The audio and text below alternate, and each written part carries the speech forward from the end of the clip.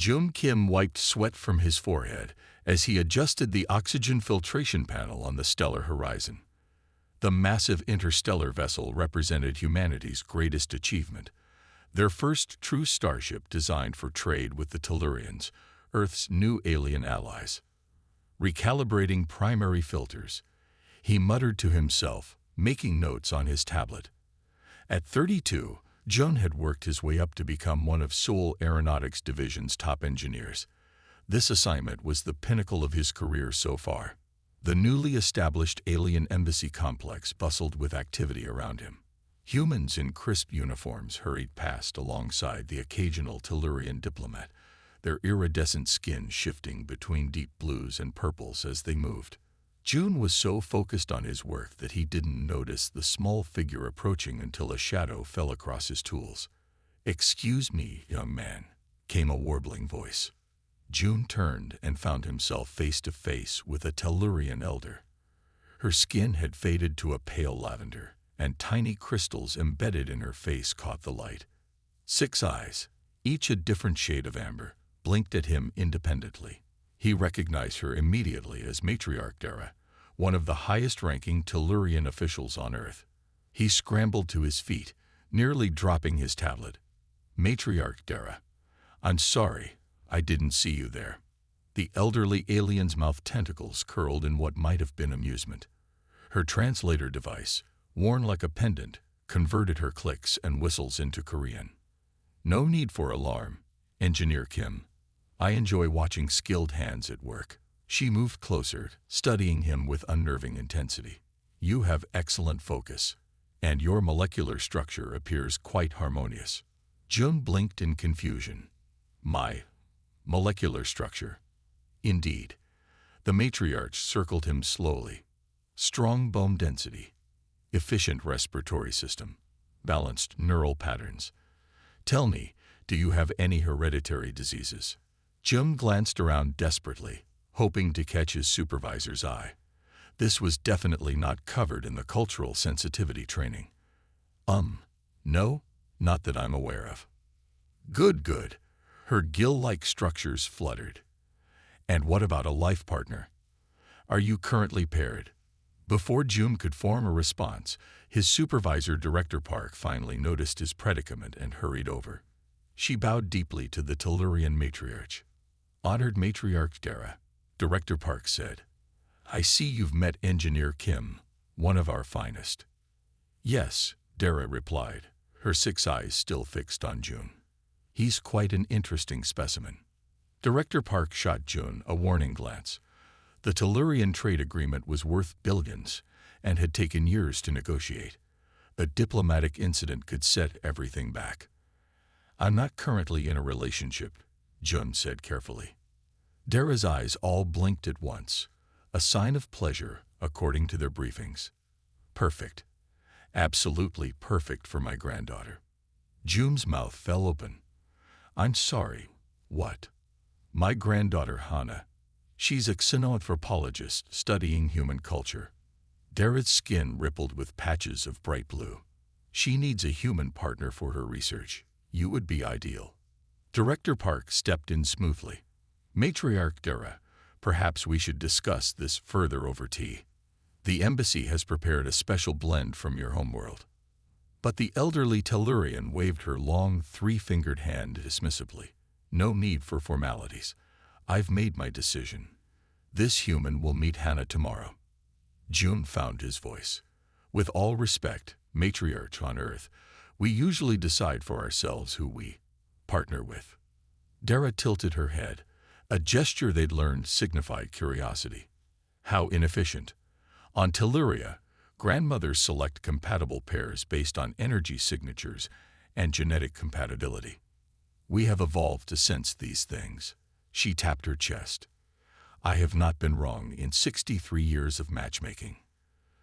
Director Park cleared her throat. "Matriarch Dara, perhaps we could arrange a cultural exchange meeting. Engineer Kim could share insights about human spacecraft design with your granddaughter. For her research." The alien's mouth tentacles curled upward. "Yes, you humans always need your pretenses. Call it what you wish. I will bring Hannah to the engineering bay tomorrow at midday. She fixed all 6 eyes on June again. Wear something nicer than this uniform. First impressions matter. With that, she turned and glided away, leaving June and Director Park staring after her. What just happened? June asked weakly. Director Park sighed. I believe you've just been set up on a date by an alien grandmother. I can't date an alien. That's not even. I mean, we're completely different species. Keep your voice down. Director Park hissed. Look, the Tellurians have a matriarchal society where grandmothers traditionally arrange partnerships. It's considered one of their most sacred customs. Refusing would be a grave insult. June ran his hands through his hair. But the trade agreement with Telluria is the most important diplomatic breakthrough in human history. Director Park continued. Their faster-than-light technology alone is worth playing along. Just meet the granddaughter, be polite, explain human customs, and we'll handle the rest diplomatically. That evening, June couldn't sleep. He researched everything available about Tellurian biology and culture, which wasn't much. They had only made contact 3 years ago, when their scout ship entered Earth's orbit. He learned that Tellurians lived about twice as long as humans. They were omnivores with complex family structures. And most importantly, they valued honesty above all else. The next morning, June arrived at work wearing his best suit instead of his usual jumpsuit. His colleagues whistled and teased him mercilessly. Looking sharp, Kim, hot date with an alien princess, his friend Tay joked. Not funny, June muttered. I'm just being diplomatic. At precisely noon, the engineering bay doors slid open. Matriarch Dara entered, followed by a younger Tellurian. Hannah was taller than her grandmother, her skin a vibrant blue with swirls of purple. Unlike the elders' simple robes, she wore what appeared to be their version of professional attire, a fitted garment with multiple pockets and technical attachments. The gill-like structures along her neck were more pronounced, and her 6 eyes were a striking violet. Engineer Kim, Dara announced proudly, meet my granddaughter, Hannah. Hannah, this is the human I told you about. Hannah's eyes blinked in sequence. Embarrassment, June recalled from his research. Grandmother, please. We discussed this. She turned to June and bowed in perfect human fashion. I apologize for my grandmother's enthusiasm. I'm Dr. Hannah, xenanthropologist. It's an honor to meet you. Her Korean, though slightly accented, was perfect. No translator needed. June found himself returning the bow automatically. The honor is mine, Dr. Hannah. I'm Jung Kim. Welcome to the Stellar Horizon Project. Dara looked between them, her skin pulsing with satisfied blue ripples. See, perfect energy alignment. A grandmother always knows. She patted June's arm. I expect great-grandchildren within 5 years. Both June and Hannah froze in mortification. Grandmother, Hannah exclaimed. Dara just chuckled, a sound like musical chimes. I'll leave you two to become acquainted. She glided toward the door, then turned back with what June would later learn was the Tellurian equivalent of a wink. Remember, Engineer Kim, on Telluria, we believe souls recognize each other across the stars. The door closed behind her, leaving June and Hannah in awkward silence.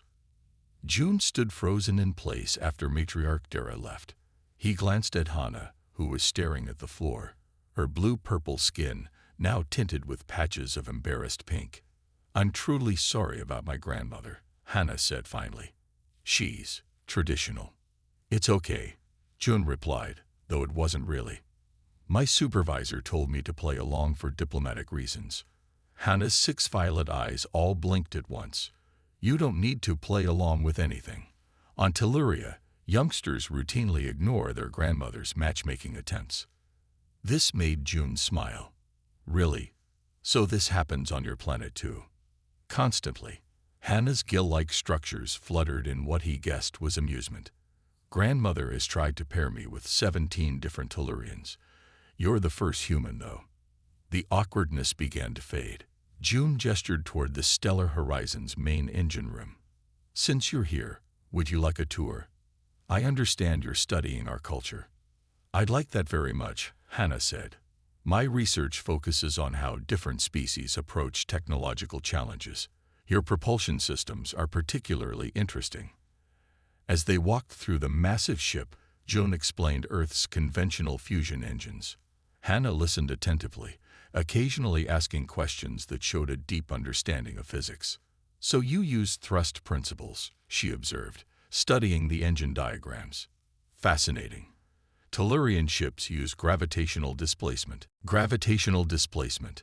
Joan stopped mid-explanation. You can manipulate gravity. Hannah's skin rippled. Of course. Can't humans? Their conversation continued through lunch in the embassy cafeteria. June found himself relaxing as they discussed engineering concepts, discovering they shared a passion for solving complex problems. Try this, he said, offering her a piece of kimbap from his lunchbox. Hannah examined it carefully. Is it customary to share food? Among friends, yes, June explained. It's a way we build connections. She carefully picked up the kimbap with her three-fingered hand and placed it in her mouth. Her eyes widened and blinked rapidly. Are you okay? June asked, suddenly worried about alien food allergies. This is, her translator seemed to search for the right word. Delightful. The textures together are so interesting. June smiled, relieved. I'm glad you like it. My mother made it. Your maternal creator prepares nutrition for you. At your age. Hannah seemed surprised. Not regularly, but sometimes when she visits. June realized how little he knew about Tellurian family structures. Do adult Tellurians not maintain close relationships with their parents? We do, but nutrition preparation is done by specialized community members after childhood, Hannah explained. Your custom seems intimate. I like it. Their conversation was interrupted when June's colleague Tai approached their table, grinning widely. So this is your alien date, he said too loudly. Didn't waste any time, did you, June? June felt his face grow hot. This isn't a date. Dr. Hannah is a xenoanthropologist. We're having a professional discussion. Hannah's translator processed Ta's words, and her skin darkened to deep indigo. Embarrassment. June was learning to recognize. What is a date? She asked. My translator gives multiple potential meanings. Ta laughed. It's when two people who like each other spend time together, usually with romantic intentions. Ah, Hannah said thoughtfully, like a preliminary mating ritual. Now it was June's turn to be embarrassed. Not exactly. I mean, sometimes. But your skin is changing color too, Hannah observed with scientific interest. Is this part of human mating signals? Ta was nearly doubled over with laughter now. June wished the floor would open and swallow him. We're just colleagues, June insisted firmly. My supervisor asked me to help with cultural exchange. Of course, Hannah agreed readily. My grandmother may have matchmaking intentions, but we are both adults capable of defining our own relationship parameters. Tai finally controlled his laughter enough to speak. Well, I'll leave you two colleagues to your cultural exchange. The guys in engineering want updates, June. After Tai left, June sighed heavily. I apologize for my friend. He was being inappropriate. No need for apology. I find human social dynamics fascinating. Hannah tilted her head. Though I am curious, would you consider this interaction a date in human terms? June considered the question honestly. Not really. A date usually involves both people agreeing to it beforehand, often going somewhere special, with the specific purpose of getting to know each other romantically. I see. And do humans typically mate only within their species? June nearly choked on his water. Yes. Obviously, since we've only just met aliens, your people, 3 years ago. Logical, Hannah nodded. Though Tellurians don't always restrict pair bonding to reproductive compatibility, energy harmony can exist between diverse forms. Before June could process that statement, Director Park appeared at their table. Engineer Kim, Dr. Hannah, she said formally. I hope your cultural exchange is productive. Matriarch Dara has requested updates on your compatibility assessment. Hannah's gill structures fluttered in what June now recognized as Tellurian laughter. Please inform my grandmother that Engineer Kim and I are having a professional discussion, not a preliminary mating ritual. Director Park's professional mask slipped momentarily into shock before she recovered. I'll phrase it diplomatically. After she left, June buried his face in his hands. This is getting out of hand. Perhaps we should be more direct, Hannah suggested. I find you intellectually stimulating, Engineer Kim, but I have no interest in pursuing mating rituals with any species currently. My research is my priority.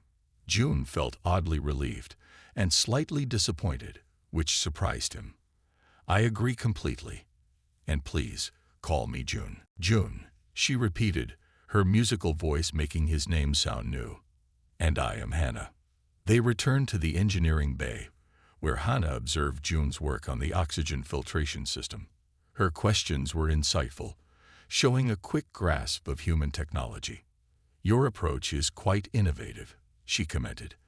Though have you considered incorporating biological components? On Telluria, we use symbiotic organisms in our life support systems. Living organisms. June was intrigued. What kind? Similar to your algae, but with more complex functions. Hannah sketched something on his tablet. They convert carbon dioxide more efficiently than mechanical systems. June studied her drawing with growing excitement. This could revolutionize our approach. Would you be willing to share more details? Of course. Perhaps we could develop a hybrid system. Hannah's eyes brightened. A true collaboration between our species. As they worked together, sketching ideas and running calculations, Jung forgot about Matriarch Dara's matchmaking schemes and his colleagues' teasing. He was simply enjoying working with a brilliant mind that approached problems differently than his own. When the workday ended, they had filled 3 tablets with designs for a new biological-mechanical hybrid oxygen system. This was truly productive, Hannah said, as they prepared to part ways. Would you be available to continue tomorrow? For research purposes only, she added with what June now recognized as Tellurian humor.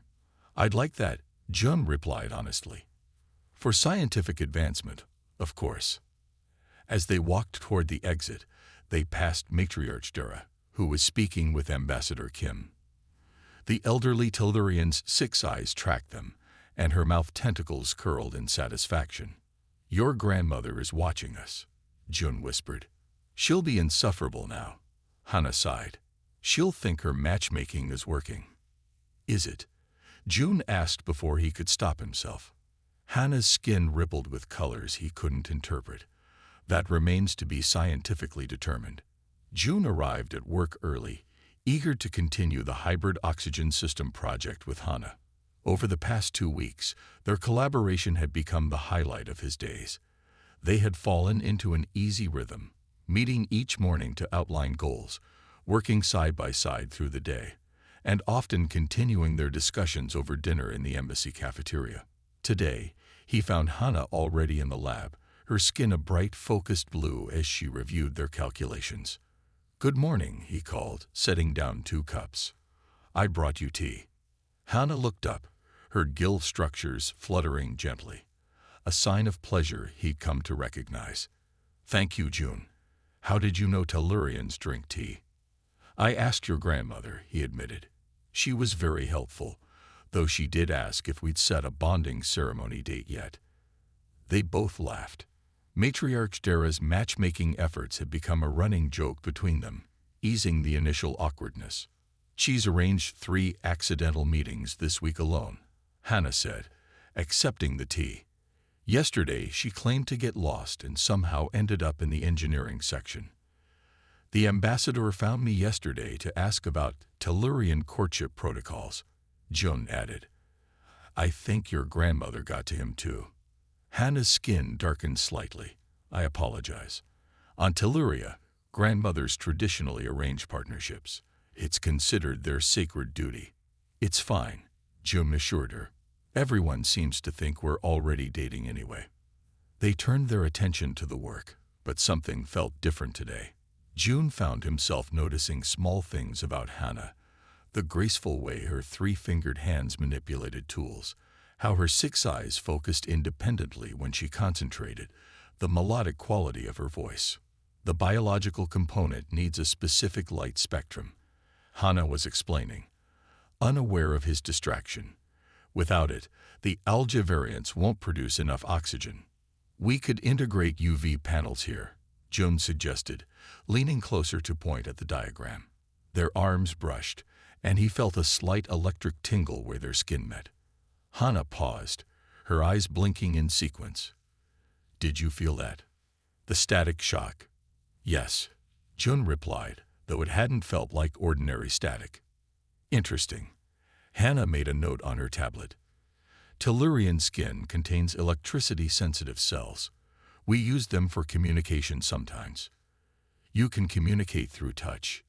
June asked, fascinated. Only emotions and basic concepts, she explained.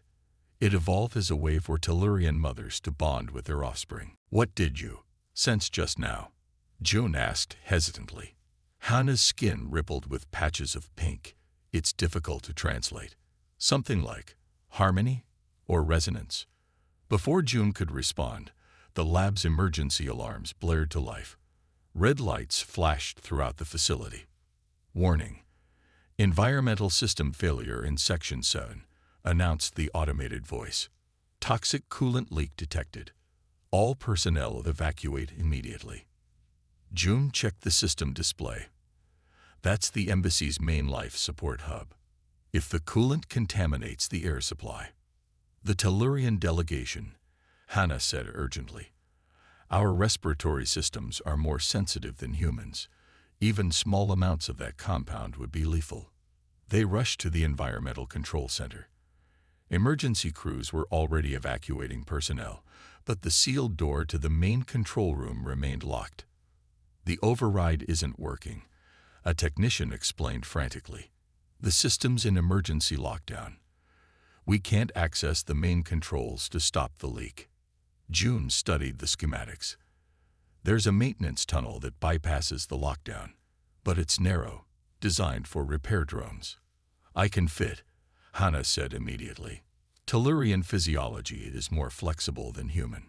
The tunnel will be contaminated with coolant vapor, June protested. It's too dangerous. My people are at risk, Hannah insisted. And I understand the biological components of your systems better than most of your engineers. June knew she was right. I'm coming with you. We'll need to work together to redirect the coolant flow and seal the breach. They collected emergency breathing apparatus and protective gear. The maintenance access was barely large enough for them to crawl through, a tight metal tube that wound behind the walls of the facility. The coolant reservoir should be ahead, June said through his mask. We need to reach the manual valves to divert the flow, then seal the breach. The tunnel grew warmer as they approached the leak. Even through their protective gear, June could smell the sharp chemical odor of the coolant. They reached a junction where green liquid was spraying from a cracked pipe, forming a growing puddle beneath them. The valve control is there, June pointed, but the leak is blocking access. Hannah studied the situation. If I hold the broken section closed, can you reach the valve? It's corrosive, June warned. Even with gloves. My skin is naturally resistant to most earth chemicals, Hannah said. It's why Tellurians were chosen as first contact species. Before he could protest further, Hannah pressed her hands against the leaking pipe, using her body to block the spray. The coolant splashed against her protective suit, but she held firm. Hurry, she urged. June squeezed past her and reached the valve controls. With a massive effort, he turned the heavy wheel, shutting off the coolant flow. The spray weakened, then stopped. We need to seal it before we restore pressure, he said, pulling a repair kit from his pack. Working together in the cramped space, they applied emergency sealant to the crack. Hannah's knowledge of biomaterials proved crucial in reinforcing the temporary patch. That should hold, June said finally. Now we need to reset the environmental controls. They continued through the tunnel to the control room. Inside, they worked quickly to redirect airflow and filter out the contaminated atmosphere. Purification sequence initiated, the system announced finally. Air quality returning to normal parameters.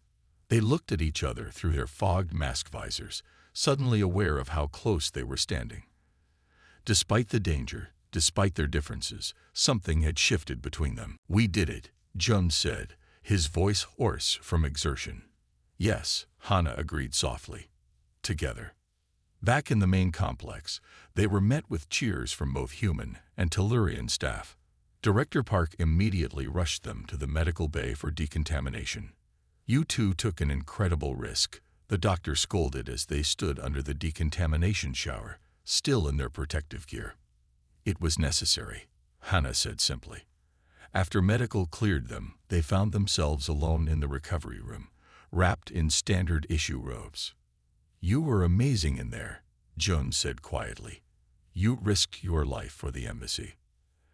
"As did you," Hana replied. Her skin had taken on a deep, rich purple he hadn't seen before. "I've been resisting my grandmother's matchmaking for years." "Oh," Jun wasn't sure where this was going. "I always thought she was being traditional and ridiculous," Hana continued. "But today, when we were working together in that tunnel, I felt something I'd never experienced before. A connection that transcended our biological differences." Jun nodded slowly. "I felt it too. Like we understood each other on some fundamental level. On Telluria, we have a concept called resonant spirits," Hana explained. "The belief that some beings naturally harmonize with each other, regardless of their physical forms. Like souls recognizing each other across the stars." Jun recalled Matriarch Dura's words. "Exactly that." Hana's gill structures fluttered gently. "I'm beginning to think my grandmother might not be as traditional as I assumed." From the observation window overlooking the recovery room, Matriarch Dura watched them with all 6 eyes, her skin glowing with satisfaction. Perhaps, she thought, this particular match would be her finest work yet. "Mom, please try to understand." Jun held his phone away from his ear as his mother's voice grew louder. "A human and a Tellurian.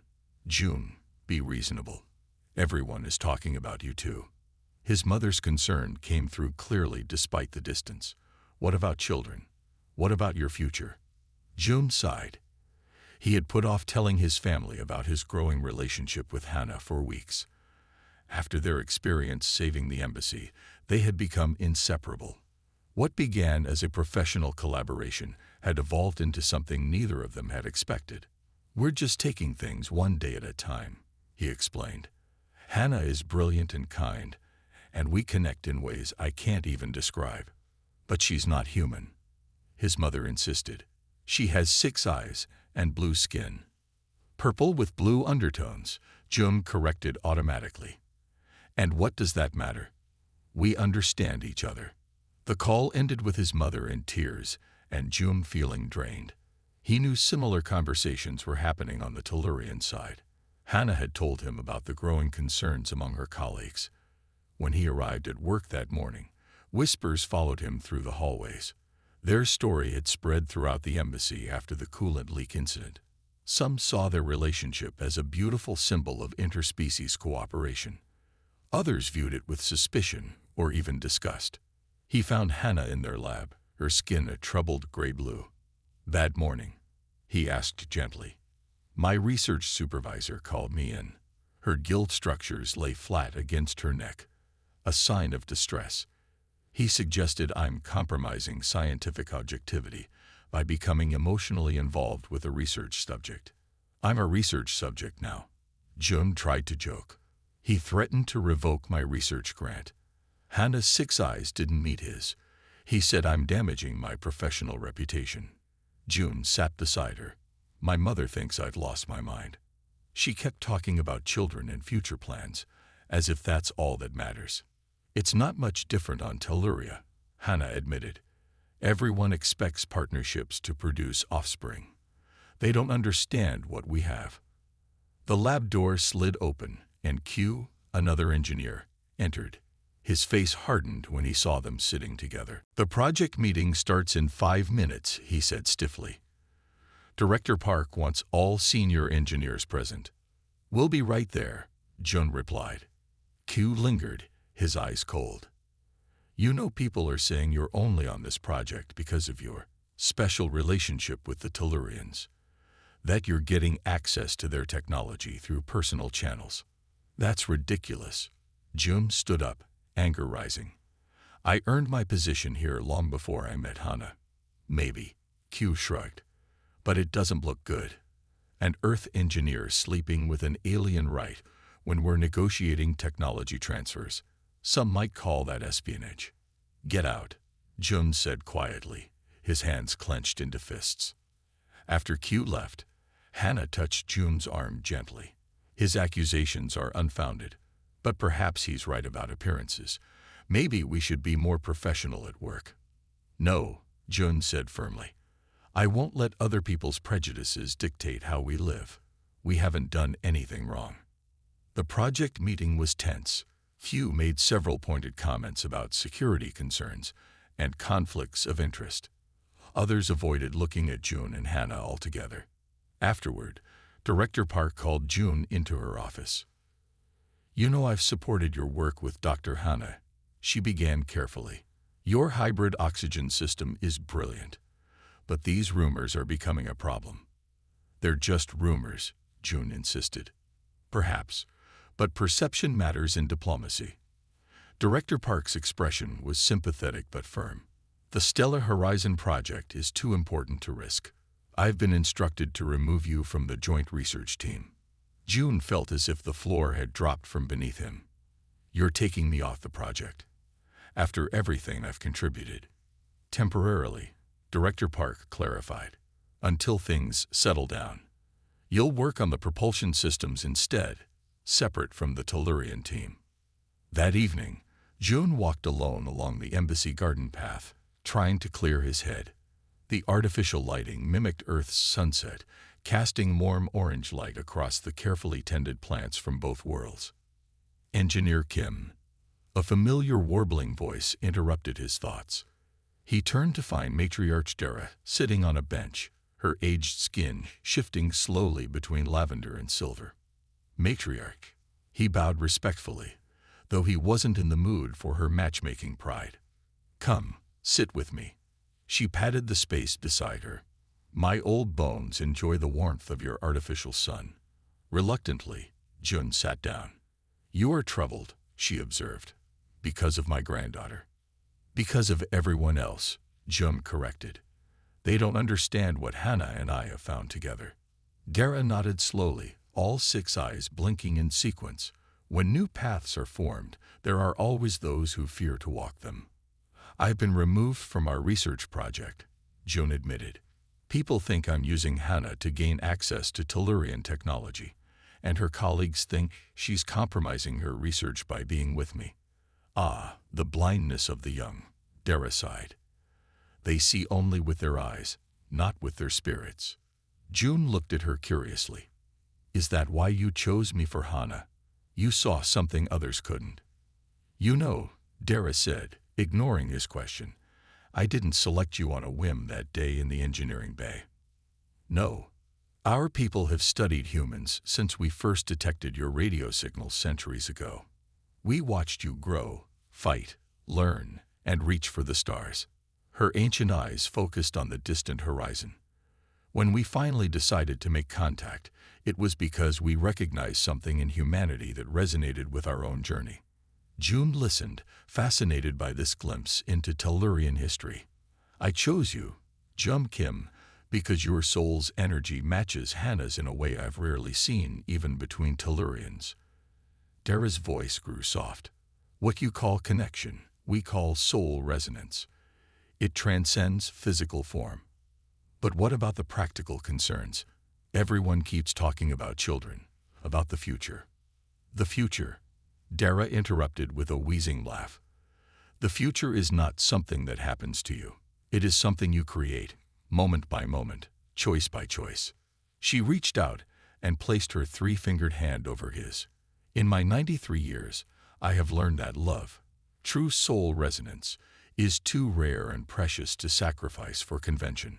As she spoke, June felt a strange tingling sensation where her hand touched his, similar to what he had felt with Hana, but different, more ancient, like echoes of distant stars. "I sense your doubt, your fear," Dara said gently, "but also your courage. The path before you and Hana will not be easy, but the most meaningful journeys rarely are." She stood, her old joints crackling.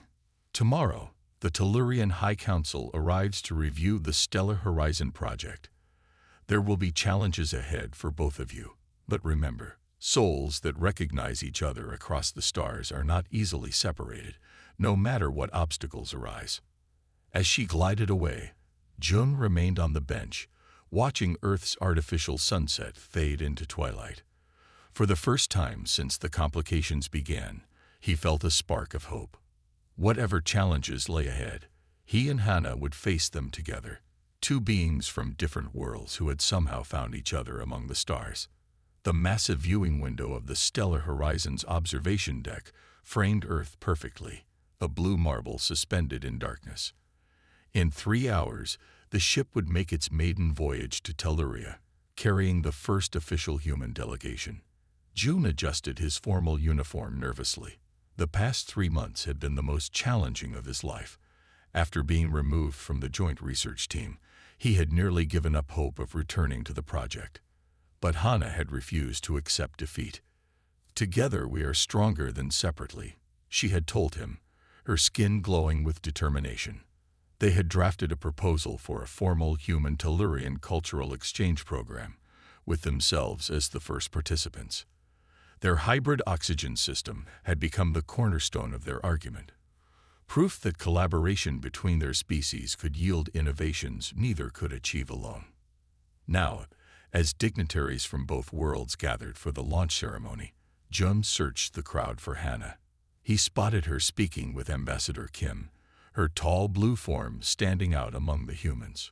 Her ceremonial Tellurian attire, flowing fabric that shifted colors with her movements, made her even more striking. "Nervous?" asked Ta, appearing beside him with 2 glasses of champagne. "Terrified," June admitted, accepting the drink. "What if this doesn't work? What if our program fails?" "Then you fail together," Ta said simply. "But I don't think you will. You've already changed how humans and Tellurians see each other." It was true. Their relationship had sparked heated debates on both worlds, but it had also opened conversations about new forms of interspecies cooperation. Young humans and Tellurians especially had embraced the idea that differences could be bridges rather than barriers. Hana finally made her way to Jun's side. Her skin was a joyful bright blue with purple highlights, her happiness color, as he'd come to recognize.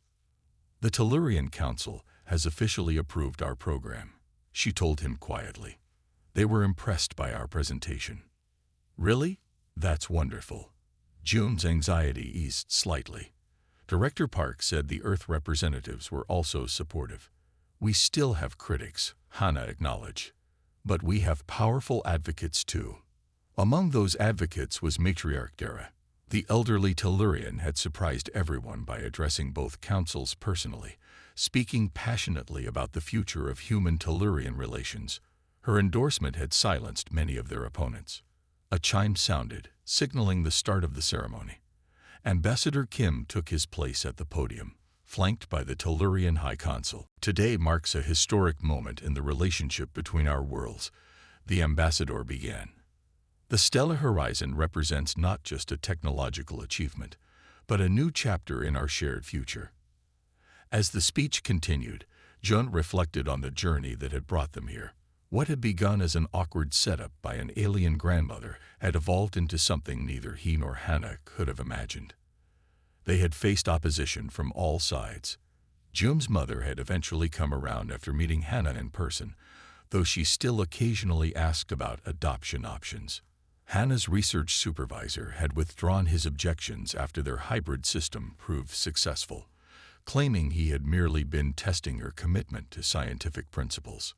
Even Q had grudgingly apologized after their cultural exchange program received official approval from both governments. I still think it's weird, he had told June. But I guess weird doesn't mean wrong.